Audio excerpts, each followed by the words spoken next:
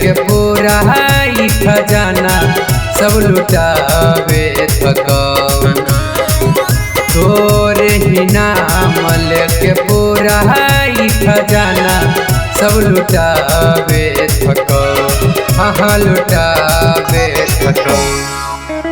हेगे काजल हवेली बचल तोरा जादो फिर से बोलावे थकान हेगे काजल हवेली बचल तोरा जादो फिर से बोलावे थकान हेगे काजल हवेली बचल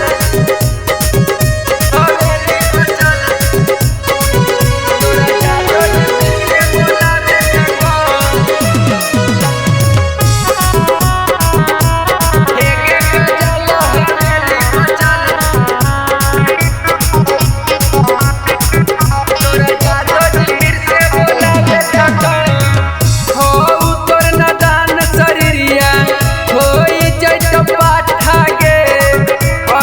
घर से पिए लगमी जहिया दूध माठा गे आगे आगे हाउ तोर नदान शरीरिया होई जैत पाठा गे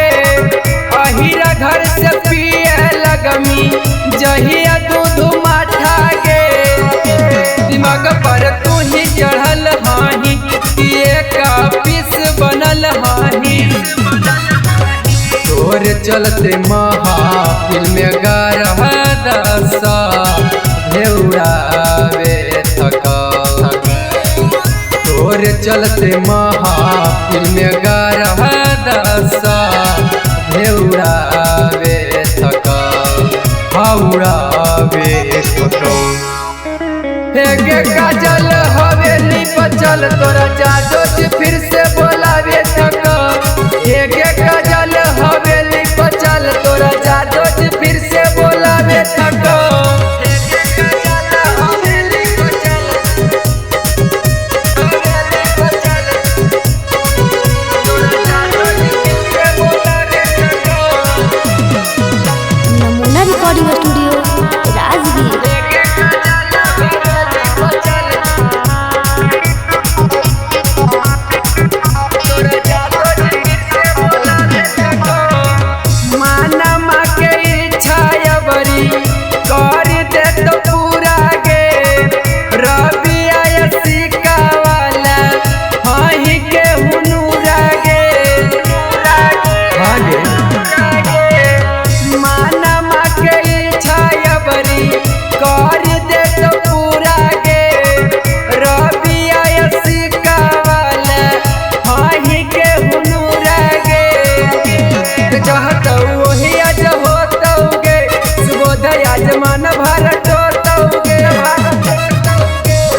निकाली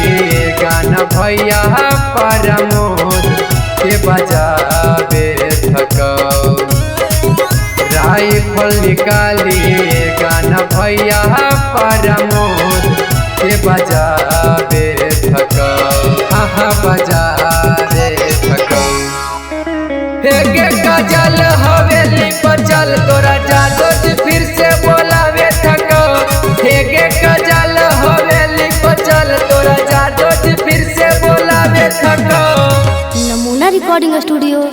राजगीर।